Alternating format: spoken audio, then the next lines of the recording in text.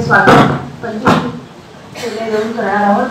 आजच्या कार्यक्रमाचे अध्यक्ष आणि पालनाचे प्रेसिडेंट इंजिनियर माननीय अरविंद गेडाम सर यांचं स्वागत डॉक्टर विजय दाभर्डे सर करतील अशी मी त्यांना विनंती करते।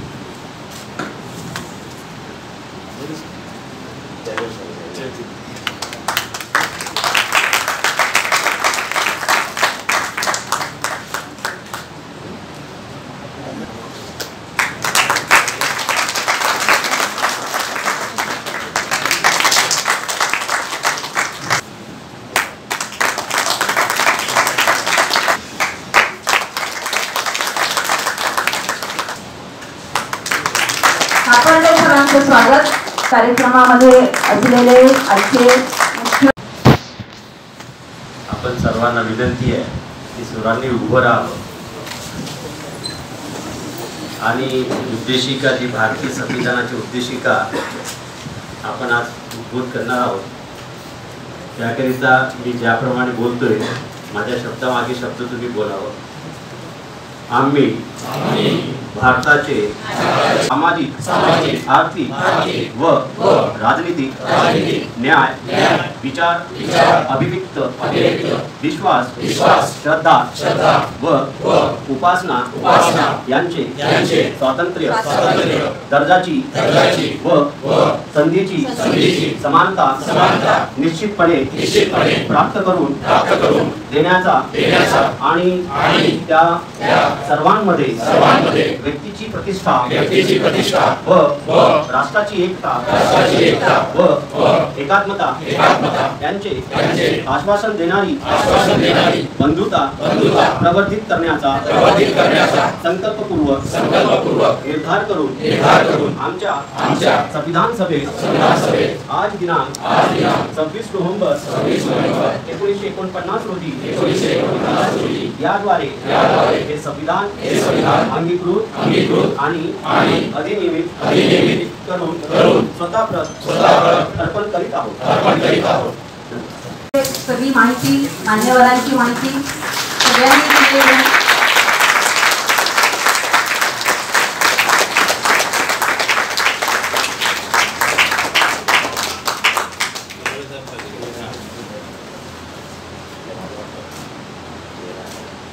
डिरेक्टरीचं प्रकाशन झालं असं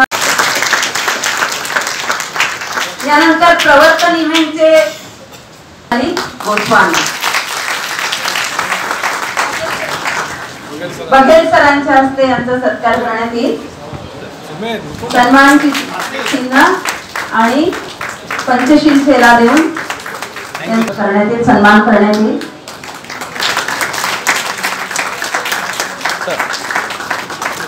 ब्लू डायमंड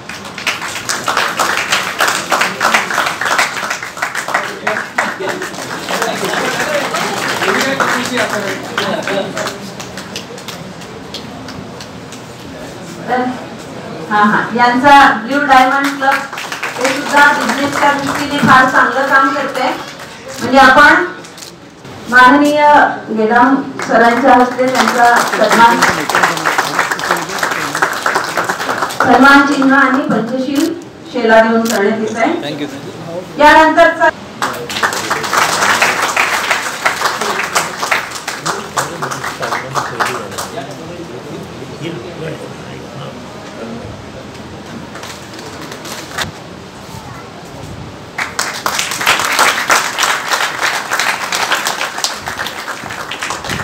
एक महत्वाचं व्यक्तिमत्व सुमित खोलवेरे या ऑर्गनायझेशनचे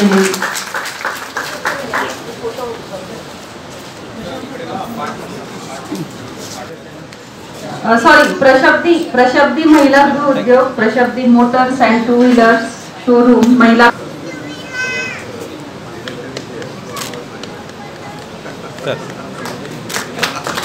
थँक्यू।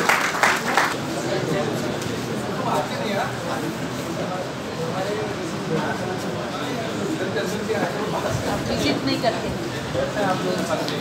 सर यहाँ आ जाइए सर।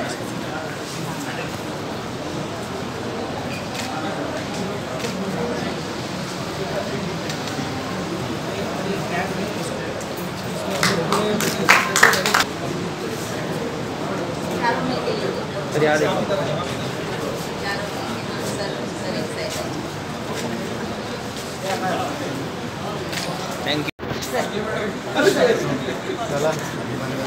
सर असे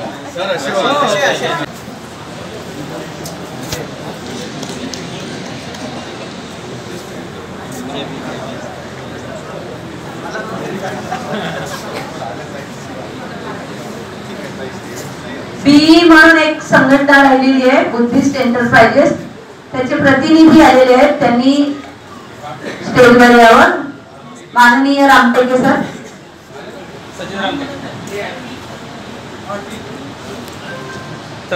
पुन्हा एकदा सर्वांनी या सर्व उद्योजकांचा टाळ्यांच्या गजरात जरा स्वागत करावं.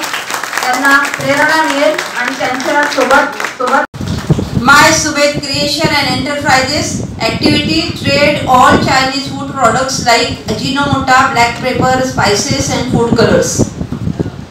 Ojas Export and Import Private Limited active Akhale, Ramesh Sonak, Arvind Borkar, Ajay Borkar, Shrikant Ramteke, Purushottam नगरारे हैं, जिन्होंने दिल्ली, मुंबई, गोंदिया, मोहाली पंजाब में है, गुजरात में सूरत, कुरुक्षेत्र और सोनीपत हरियाणा में है, जयपुर, जोधपुर राजस्थान में, नोएडा उत्तर प्रदेश.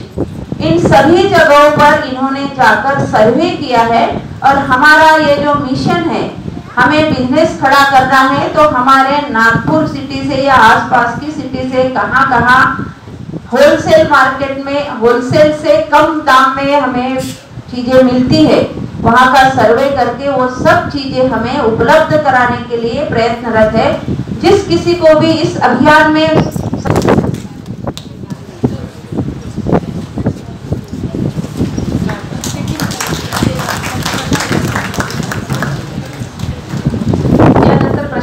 सर, ये अब हाँ दिव्यांग भाई और बहन घर बैठे अपनी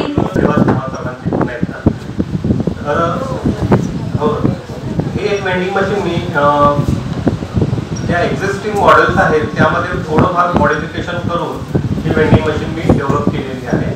आणि या वेंडिंग मशीनच्या मुख्यत्वे बिझनेसचा ज्या पॉईंट ऑफ व्ह्यू मी त्याचा जो पर्पज ठेवलेला आहे तो असा आहे की दिव्यांगांना स्वयंरोजगारीत कसं करता येईल या उद्देशानं मी ही एक वेंडिंग मशीन तयार केलेली आहे. तर नक्कीच मी तुम्हाला सर्वांकडनं या वेंडिंग मशीनसाठी किंवा माझ्या या उद्योगासाठी मी तुमच्याकडनं आशीर्वाद मागेन. एवढीच मी माझी अपेक्षा आहे. 15 वर्षापासून एक नावाजलेलं नाव आहे उद्योगा क्षेत्रामध्ये. हा मॅडमचं थोडक्यात माझ्याकडून जोरदार स्वागत करावे.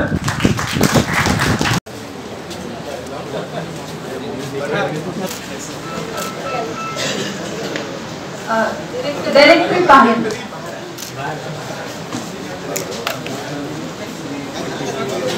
त्यानंतर बघेल सर, माननीय वाहिनी बघेल sir, Acharya Devidas sir. Thank you thank you.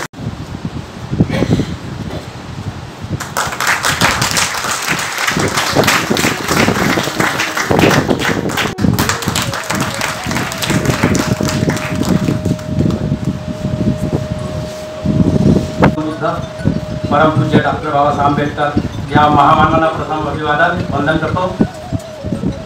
प्रज्ञापीठावर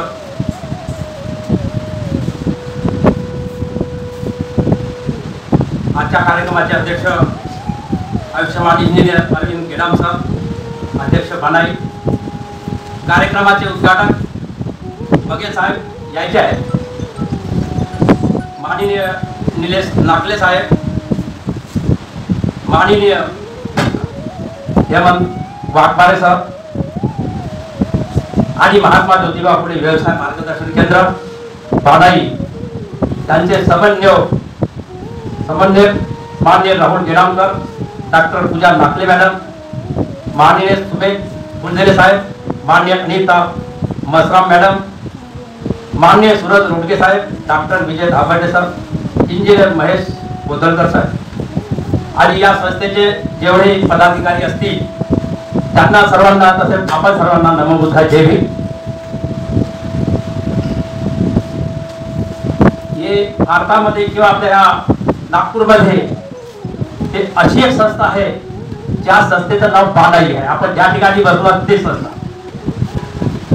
व्यवसाय कसा करायचा, व्यवसायासाठी त्यांनी महात्मा ज्योतिबा फुले व्यवसाय मार्गदर्शक केंद्र उभं केलं. मला नाही वाटत दुसरी कोणी संस्था असेल अशी. आणि या अगोदरही पुष्कळ कार्यक्रम इथं झालेले आहे व्यवसायासंदर्भात. मी 2-4 वेळा आलो आहे.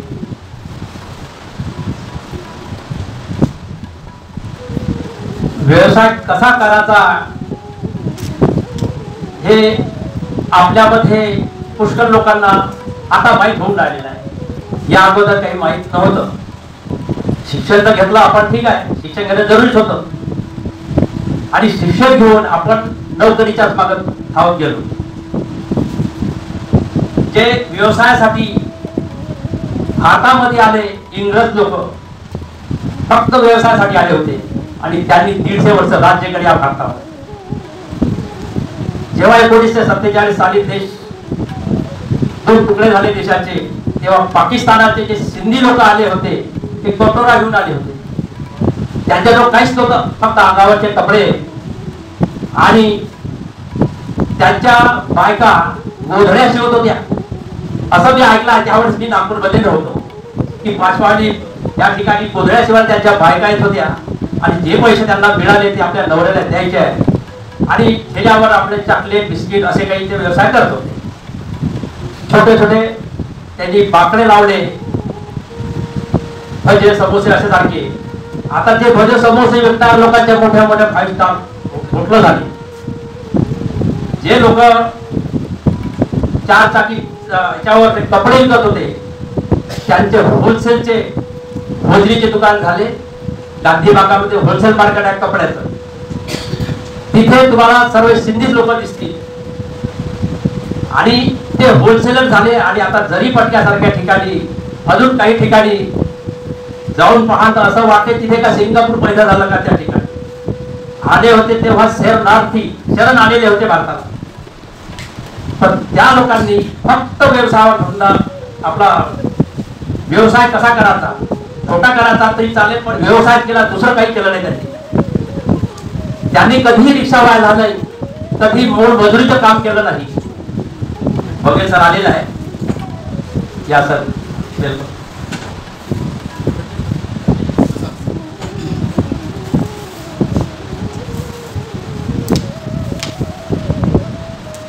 जे लोक बिस्किट चॉकलेट विकत होते छोटे छोटे दुकानामध्ये, त्यांचे होलसेल मार्केटमध्ये आता मोठे मोठे दुकान आहे. तर हा बदल त्यांच्यामध्ये कसा काय घडला हे तर आपल्या भारतामध्ये राहणारे लोक जे होते, विशेष करून आपल्या समाजाची मी गोष्ट करतो की आपल्या समाजाच्या लोकांनी त्या व्यापारामध्ये लक्ष दिलं नाही. आणि त्यामुळं आपण असं म्हणता येणार नाही की जिथे आहोत तिथे जाऊन आपण प्रगती केलेली आहे आणि फार प्रगती केलेली आहे. शिक्षण घेऊन आपल्याला नोकऱ्या लागल्या, नोकऱ्यावर रिटायर झालो. आता कोणी धम्माचं कार्य करते, कोणी व्यवसायाचं काम करत आहे.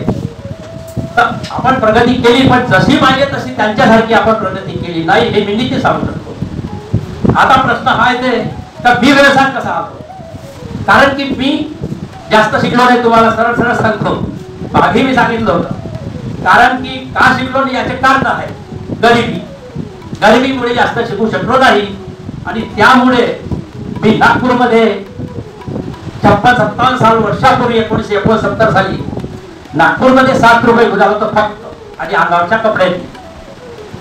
3.5 वर्ष मी नोकरी केली आणि हा इमिटेशन ज्वेलरीचा बिझनेस कसा करायचा हे सर्व मी आयडिया घेतली आणि फुटपाथवर दुकान लावलं. फुटपाथवर दुकान लावल्यानंतर मग मला एक छोटंसं दुकान मिळालं 3x25चं, फक्त 3x25चं. तिथे 10 वर्ष मी काढले. धंदा वाढत गेला. मुंबई, दिल्ली, कलकत्ता अशा ठिकाणी मी माल आणत गेलो आणि मग मी माझ्या लहान भावाला गावावरच पुन्हा बोलावलं आणि त्यालाही धंदा शिकवला. माझे मुलं तेव्हा लहान लहान होते आणि मग मोठे जसे झाले त्यांचे शिक्षण झाल्यानंतर मग ती बिझनेस मध्ये लागले आणि मग मी एकटा बिझनेस करायचा मला सहायता झालंय. मुलं तिन्ही मुलं माझ्या बिझनेस मध्ये आहे. एक चायनाला जातो, दुसरा मुंबईला जातो, दिल्लीला जातो, आग्र्याला, म्हणजे जिथे जिथे माल बनतो या ठिकाणी जाऊन तुम्हाला आणते. आता नाव तुम्ही ऐकलं असेल माझ्या दुकानात, ऐकलंय का? पुढे कोण ऐकलाय? ज्यांनी नाही ऐकलं त्यांना सांगतो, राऊत इमिटेशन ज्वेलरी. जे माझं लहान दुकान तुम्ही 10 वर्षांनंतर पोहरामध्ये तबल्यास मध्ये 1983 मध्ये 50,000 रुपये दुकान घेतलं होतं आणि तेव्हापासून खरा माझा बिझनेसचा प्रवास चालू झाला. त्यानंतर आजूचे बाजूचे दुकानं खरेदी केले आणि एक समोरचं दुकान मला मिळालं. त्यावेळेस 5 लाख रुपये मी ते दुकान घेतलं होतं 10x25चं आणि काही काळानंतर मग आम्ही ते खरेदी करून घेतली. त्याच्यानंतर त्या दुकानाला लागून सिटी फार्मसी होती बोहरी लोकांची आणि त्या बोहरे लोकांचं म्हणणं असं त्यांच्या गुरुचं की आपल्या आजूबाजूचे दुकानात तुम्ही विकू नका, बल्कि घ्या, इकत घ्या आणि दुसरे लोक इथे बसून घेऊ नका. परंतु काळ बदलत गेला आणि जे दुकान 1 करोडला मिळणार होते ते माझ्याकडे 4.5 करोडला घेऊन टाकली 1 वर्षानंतर आणि तिथे 5 करोड रुपये लोक 4 मजली बिल्डिंग बांधली. आता तिथे आपल्याकडे 150 लोक काम करतात आणि व्यवसाय हा आता मी 12-13 वर्षापासून दुकानात मी बसत नाही. माझे 3ही मुलं बसतात आणि ते काम करणारे लोक बसतात आणि माझ्या मुलांनी हे दुकानदारी खूप वाढवली आणि चायनाला आता 30 वर्षापासून माझा मुलगा जातो. तर हे जे बौद्ध साहित्य म्हणजे मी इमिटेशन ज्वेलरीचा धंदा करत नाही. इमिटेशन ज्वेलरीचा तर होलसेलर हाच मी, पण त्यासोबत डॉक्टर बाबासाहेब आंबेडकर आणि बुद्धिस्ट आयटम फक्त पुस्तक असून त्याचा होलसेलर मी भारतातील मी प्रथम एकटाच आहे होलसेलर. माझा मुलगा चायनाला गेला त्यावेळेस तिथे बुद्धाची आयटम दिसली, त्यांनी बुद्धाची आयटम घेतल्या. मग त्यांना विचारलं की इथं बाबासाहेबांची आयटम नाही आहे का? तर ते चायना लोकांना काय माहित बाबासाहेब कोण? तर ते म्हणतात ते बाबासाहेब कोण आहे बघा आम्हाला माहित नाही, तुम्ही दुसऱ्या वेळेस याल म्हणे तर ते फोटो आणा. मग ह्या मुलांनी फोटो घेऊन गेले. बाबासाहेब अनेक प्रकारचे फोटो, ड्रॅगन पॅलेसचे, दीक्षाभूमीचे आणि ते सर्व आयटम जे बनवून आणलं ते आपल्या जवळ मिळते, दुसरं कोणी मिळत नाही भारतामध्ये. जेव्हा लोकांना माहित झालं दिल्ली मुंबई वाल्यांना की हे आयटम जे बनवून आले हे कुठे मिळते, सर्व लोक सांगतात की नागपूरला मिळते. मग कुणाकडे मिळते त्यांना माहित झालं, त्यांनी पुढा फोन करून आता माझ्याकडून माल नेतात दिल्ली मुंबई सारख्या ठिकाणी, कलकत्तालाही माल जातो. तर अशा प्रकारचं हे आमचा बिझनेस आता चालू आहे. आणि तुम्हाला एक आनंदाची गोष्ट अजून सांगतो, मागे मी सांगितलं होतं नंगापूरला गांधीबाग मध्ये त्याच्या मधामध्ये सिटी फार्मसीच्या मधामध्ये तिथे हल्दीराम भुंजेवाला आहे, त्याच्या समोर एक बिल्डिंग माझ्या मुलांनी 12.5 करोडला घेतली आणि ते तोडून आता तिथे 6 स्लॅब पडले. 5 मजली बिल्डिंग बनणार आहे, 2 लिफ्ट आहे. आता ते काम समोरल्या वर्षीपर्यंत होऊन जाईल आणि जे आता 150 लोक आहेत तर 200-250 लोक अजूनही जास्त तिथं कामगार वाहत. आता हा भरभराट का झाली, ही भरभराट का झाली हा तुम्हालाही प्रश्न पडला असेल. कारण आपल्या लोक लावतात, दुकानं लावतात, कारण की महात्मा फुले नावाचे ते याच्यामध्ये गव्हर्नमेंट कडून कर्ज मिळत होतं बिझनेस साठी. आपल्या लोकांनी 10-20 हजार रुपये घेऊन माझ्याकडूनच कोटेशन देत होते आणि नावापुरते आपले बिल भरून द्या, आम्ही तुम्हाला इतके % देतो वगैरे वगैरे असं करून त्यांनी ते पैसे खाल्ले आणि बिझनेस काही केला नाही. आणि ज्यांनी केला त्यांच्या जागेवर बसला. अशाने धंदा नाही, धंदा करायचा आहे तर जिथं जाऊन तिथं बसा लागते गल्ल्यावर, नाही तर बसरे दोस्तान बसरे मित्रांना देतात. अशा प्रकारचं मी तर हे म्हणतो की डॉक्टर बाबासाहेबांमुळे मी बिझनेस मध्ये आलो. मी शिकलो असतो तर मला नोकरी लागली, शिकण्याची फार इच्छा होती पण नाही शिकलो. औरंगाबादला शिक्षणासाठी जाणार होतो तर तिथे जाऊ दिलं नाही, आई वडील आणि आई वडील होते अशिक्षित आणि खेड्यातून आलेला माणूस. अशा प्रकारचा मी ह्या बिझनेस मध्ये आलो. आणि तुम्हाला एक अजून एक गोष्ट सांगतो की डॉक्टर बाबासाहेब आंबेडकर आणि भगवान बुद्धाचे तत्वज्ञान हे पाळून मी इथपर्यंत माझी भरभराट झाली. या गोष्टी तुम्ही नोट करा.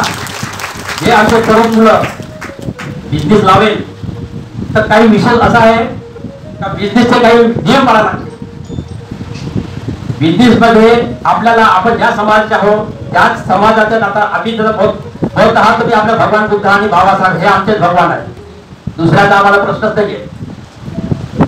आणि काय करतात बाकीचे समाजवाले निंबू लावतात तिथे दुकानाला, निंबू मिरचे. आता मला ते माहित नाही, समजत नाही की हे निंबू मिरचे का लावतात, ते त्यांच्या त्यांना माहित. आम्ही कधी निंबू मिरचे लावले नाही. आणि मी आता हे 12-13 वर्षापासून, तसं तर मी 30 वर्षापासून धम्माचं कार्य करत आहोत, पण आता हे 12-13 वर्ष दुकानात जात नाही. टोटल मी धम्माचंच कार्य करत आहोत. आणि बहुजन हिताय संघ, दीक्षाभूमी वंदना संघ तिथे तर 25 वर्षापासून कंटिन्यू संडेच्या संडेला. आणि बहुजन हिताय संघ इथे आंबेडकर मिशन आहे आमच्या लष्करी बागला. तिथे आमच्या जे संस्थेचे अध्यक्ष जे आहे डॉक्टर शंकर खोब्रागडे, त्यांनी सर्व विचार करून मला त्यांनी त्या व्यक्तीने बुद्धिस्ट मध्ये आणि याच्यामध्ये 7 गोल्ड मेडल जिंकलेले आहे. तर अशा व्यक्तींनी मला निवडलं तिथे आणि बौद्धाचार्याची मला पदवी त्यांनी दिली आहे. आणि काही लोक म्हणत होते की बौद्धाचार्याची पदवी जर भारतीय महाबौद्ध समाज देतात बा, तर त्यांनी त्यांच्या बनण्यावाल्याला त्यांना इतकं उत्तर दिलं त्यांनी त्यांच्या भाषेमध्ये, तर पुढे इतिहासामध्ये आहे असं लिहिलं आहे म्हणून. आणि आता आम्ही बौद्ध हिताय संघामध्ये 7 लोकांना बौद्धाचार्याचे त्यांना हे दिलेलं आहे.